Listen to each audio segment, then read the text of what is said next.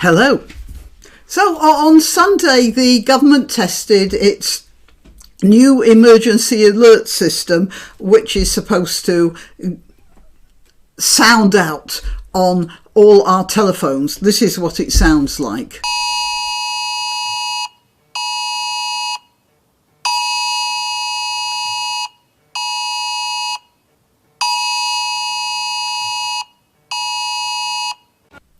And it went off during the London Marathon, during sports events, and, all over the place when it went off.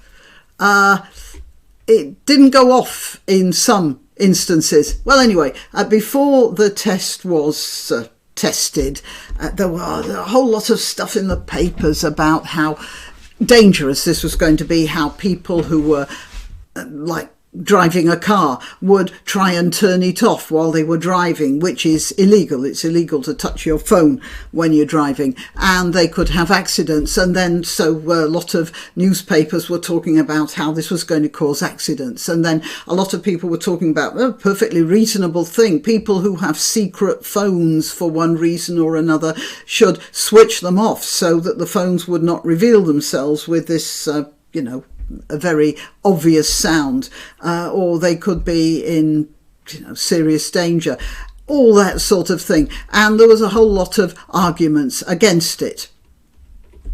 And then, of course, there's the question about why they're doing this in the first place. You might speculate on that. And then after that, it turned out that not everyone got the message. There's been a big fuss about that. There's all these headlines from newspapers about 10 million people not getting the signal and then blaming the government. And it's not the government's fault, I'm sure. At this point, it's the mobile telephone companies who got the programme wrong in some way, or were careless about how the transmissions were sent out or whatever. And but the newspapers are getting into a froth about that anyway. It very much reminds me of that situation where there's somebody in the office who really can't stand let's say X in the office really can't stand Y, and then discovers that Y is having a party, and X can do nothing but talk about how Y's party is going to be terrible because Y couldn't organise piss up in a brewery, and it's going to be awful. And then X gets annoyed because he's not invited to the party in the first place. Make your minds up, folk. Anyway, let's get back to the question about why. Why would the government be checking the national alerts right now? Well, is it just a check? I mean, national alerts are, generally speaking, they didn't say war, did they? They said stuff like national disasters, hurricanes, earthquakes, tsunamis. I don't know how many of those do you get in Britain. So is this just a check, or to do with warning us without actually saying so about the Russians? I mean, they have been dropping hints over the past few days anyway. I've read at least 3 articles in the staid old Telegraph about Russian spy ships circling our wind farms as if they need to know anything about our wind farms. They can see them from the satellites without having to run ships around them. But as I say, the Telegraph was talking about spy ships, the Daily Mail was talking about spy ships, the other papers are talking about spy ships, and the speculation is that they were looking for targets in the event of war. Look, I'll tell you a secret here. Is anyone listening? The Russians have been patrolling British waters for as long as they've had a navy, looking for potential targets.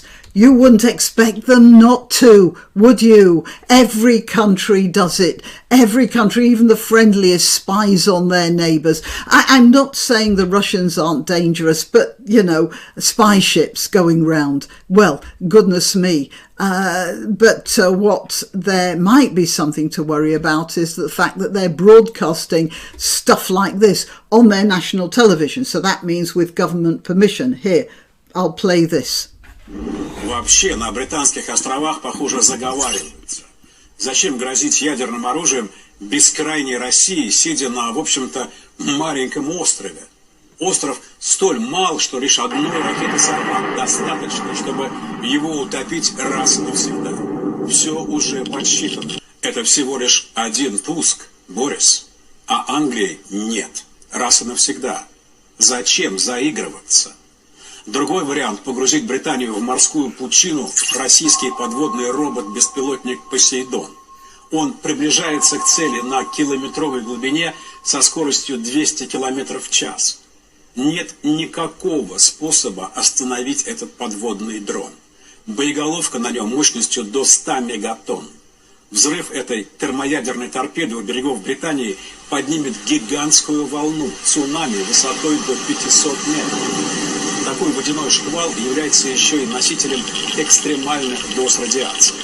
Пройдя над британскими островами, он превратит то, что от них, может быть, еще и останется, в радиоактивную пустыню, надолго непригодную. What do you think of those graphics? Aren't they amazing? The entire British Isles completely disappears. Do you think any bomb could do that? By the way, the Irish, if you notice, Ireland was also destroyed in that fantasy, and they got quite annoyed about that with the Russians.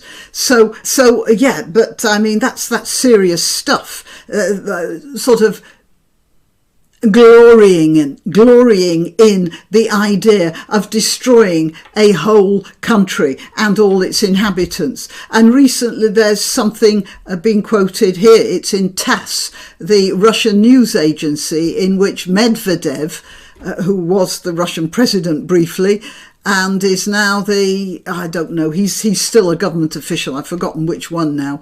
He characterises Great Britain as the eternal adversary of Russia and says, at least until such time as their arrogant, despicably dank island sinks into the abyss of the sea from a wave triggered by a cutting-edge Russian weapons system.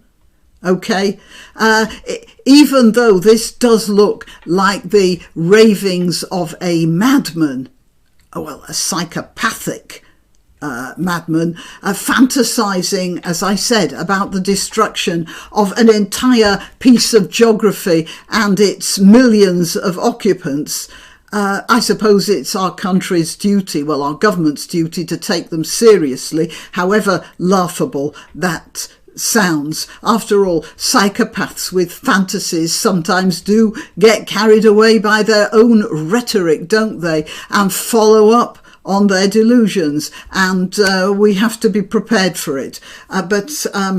Yeah, not nice, is it? Okay, well, I'm Granniopteryx. I'm on YouTube, Rumble, BitChute and Minds. I'm also on Twitter and Gab.